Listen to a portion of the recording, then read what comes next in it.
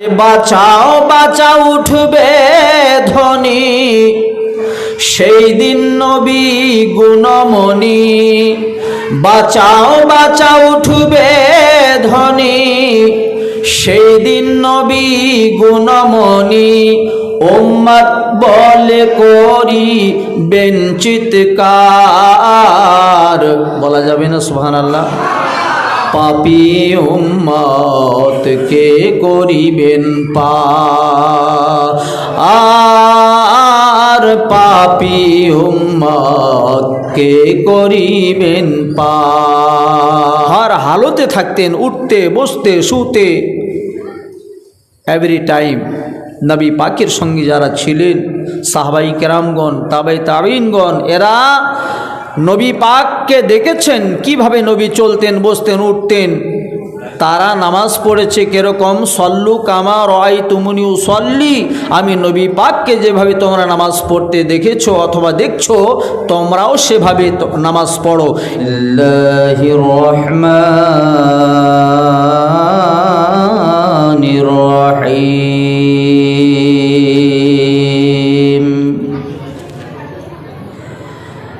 আলহামদুলিল্লাহ আলহামদুলিল্লাহি নাহমাদুহু ওয়া নাস্তাঈনুহু ওয়া নাস্তাগফিরুহু ওয়া নু'মিনু বিহি ওয়া নাতাওয়াক্কালু আলাইহি ওয়া নাউযু বিল্লাহি মিন শুরুরি أنفسنا ومن سيئات أعمالنا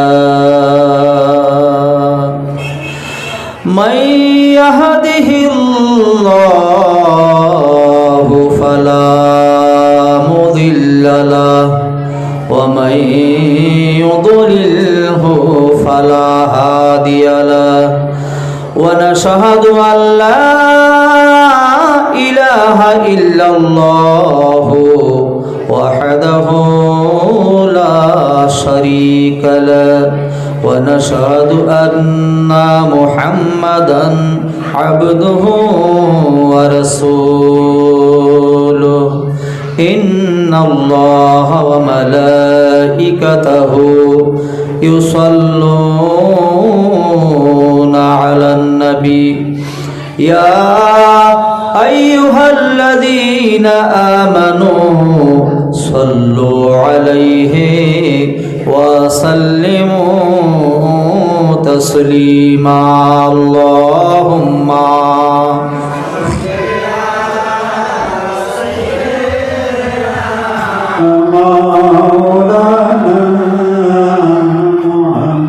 وعلى آل سيدنا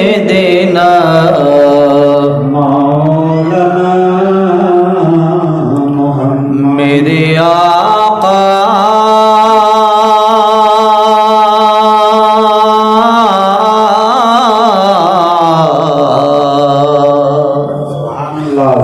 मेरे आका मेरे रहबर है रसूले आरबी मेरे आका मेरे रहबर है रसूले आरबी मेरे आका मेरे रहबर है रसूले आरबी मेरे कश्ती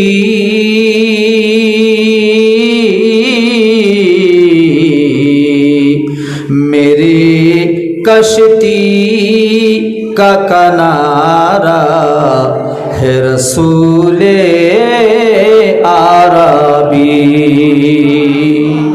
আর একটু মহব্বতে বলুন সুবহানাল্লাহ। चांदनी रात में है रोशन सितारों के जैसा, चांदनी रात में है रोशन सितारों के जैसा, नूरुनी के हाथे अरे नूरुनी के हाथे का मनारा है रसूले आरबी। अल्लाहुम्मा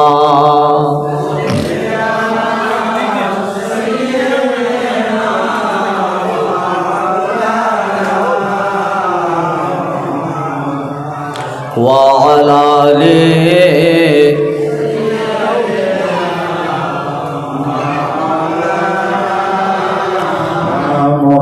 আল্লাহর যত নবী রবে নফসি নফসি বলবে সবে, কাঁদবে সবই হইয়া লাচার,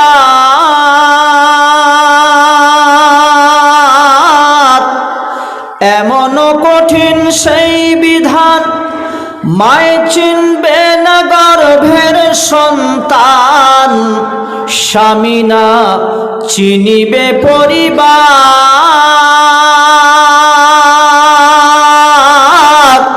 আরে বাঁচাও বাঁচাও উঠবে ধ্বনি সেই দিন নবী গুণমণি, বাঁচাও বাঁচাও উঠবে ধ্বনি সেই দিন নবী গুণমণি, উম্মত বলে করি বেঞ্চিতকার, বলা যাবে না সুবহানাল্লাহ। পাপী উম্মত কে করিবেন পার, পাপী উম্মত কে করিবেন পার, কঠিন হাসরের দিনে, কঠিন হাসরের দিনে আখিরি নবীজি বিনে, পাপী উম্মত কে করিবেন পার, পাপী উম্মত কে করিবেন পার। উপস্থিত সুদূর বর্ধমান থেকে আগত আজকের এই মেহফিলের প্রধান অতিথি হজরত শাহ সুফি খুরশিদ আলম চিশতি মাদ্দাজিল্লাহুল আলী, মঞ্চে উপস্থিত আজকের মেহফিলের মহামান্য শ্রদ্ধেয় সভাপতি মহাশয় সহকারী যত ওলামায়ে আহলে সুন্নাতগণ উপস্থিত হয়েছেন, প্রেজেন্ট আছেন, এবং সামনে যারা বসে আছেন প্যান্ডেলের ভিতরে, আপনাদের সকলকে, তার পাশাপাশি মা বোনেরাও রয়েছেন, প্রত্যেককে আমার অন্তরস্থল থেকে সালাম অন্তে শুভেচ্ছা জানিয়ে সংক্ষিপ্ত আকারে কিছু আলোচনা তুলে ধরবার চেষ্টা করছি।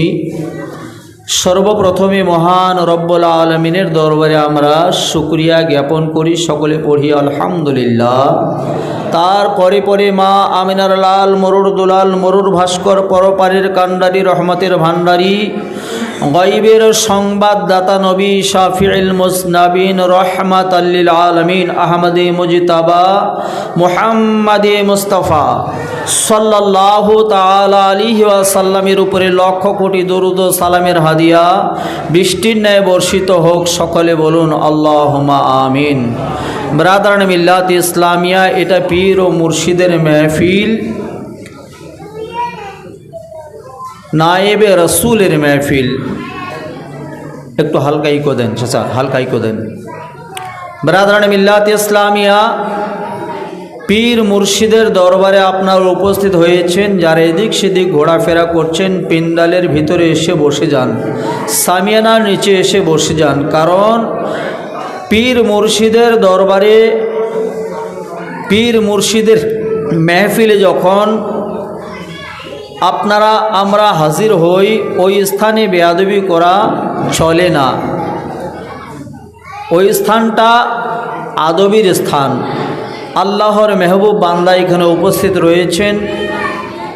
আপনার আমার সকলের মাথার তাজ, নয়নের মণি এখানে উপস্থিত রয়েছেন, যার কারণে ঘোরাফেরা না করে প্যান্ডালের ভেতরে এসে বসে যাবেন। আমার শারীরিক খুব ভালো নয়, কারণ টানা 4 দিন মেহফিল করে গতকাল মাগরিবের আগে বাড়ি পৌঁছাইছি। পরশুদিন আমি বেরুবাড়িতে জলসা করে রাত 12টায় বাইক ছেড়েছি, আবার 9 মাইলে রাতারাত 3টা বেজে 3 ঘন্টা 29 মিনিট লাগছে আমার যেতে রাতারাত। আপনারা ঘুমাচ্ছেন, আমি বাইক চালাচ্ছি। শারীরিক খুব ভালো নয়, যত কম সময় হয় ততই ভালো। যাই হোক ব্রাদার, আমরা পীর মুর্শিদকে কেন নিয়ে আসি, কী উদ্দেশ্য, পীরের কি দরকার, ঠিক কি না? অনেকে এরকম প্রশ্ন তোলে যে পীরের কি দরকার। কোরআন হাদিস নিয়ে তো আমরা চলছি। ব্রাদারানে মিল্লাত ইসলামিয়া, ইলম 2 প্রকার, একটা ইলমে শরিয়াত আর একটা ইলমে লাদুন্নি। ইলমে লাদুন্নি ইলমে মারিফাত যার মধ্যে থাকবে না, শুধু শরিয়াত নিয়ে আল্লাহ পাওয়া যাবে না।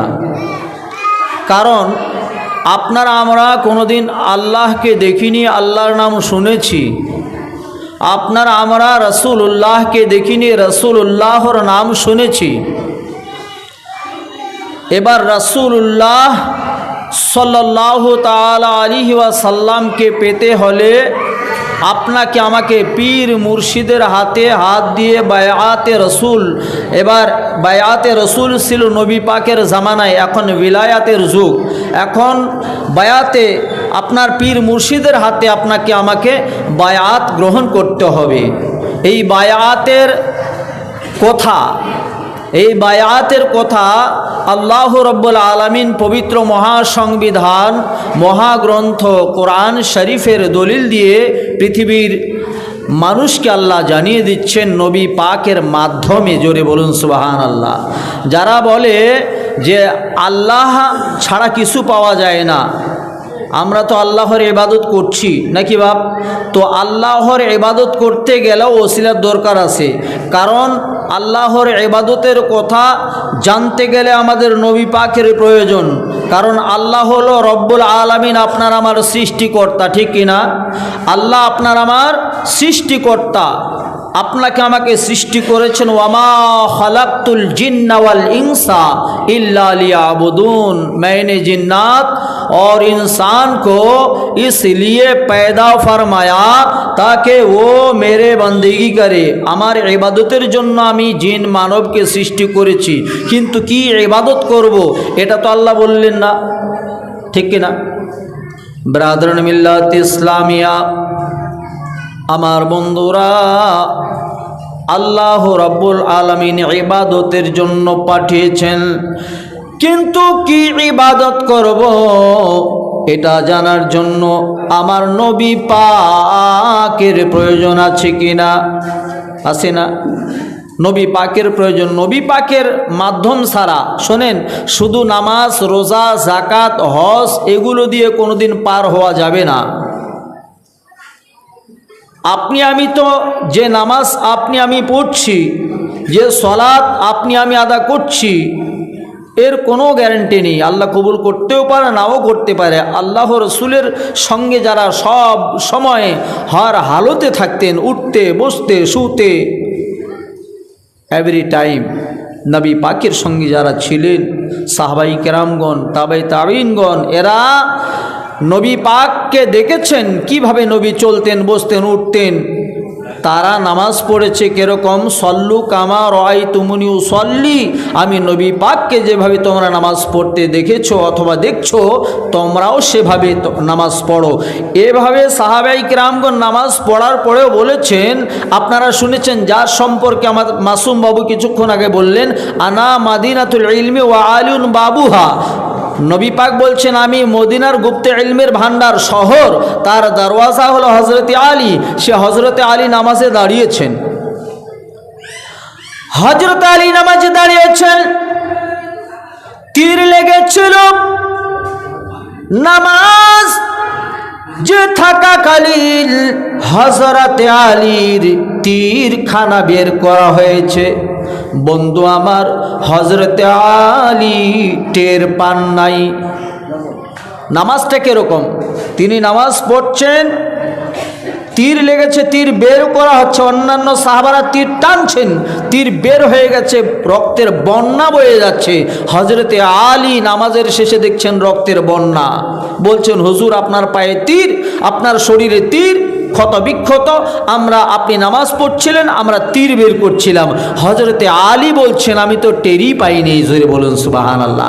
তাহলে এরকম নামাজ পড়বার পরেও কিরকম নামাজের হালতে তিনি রয়েছেন, তীর বের করা হলো, হযরত আলী বুঝতেই পারলেন না।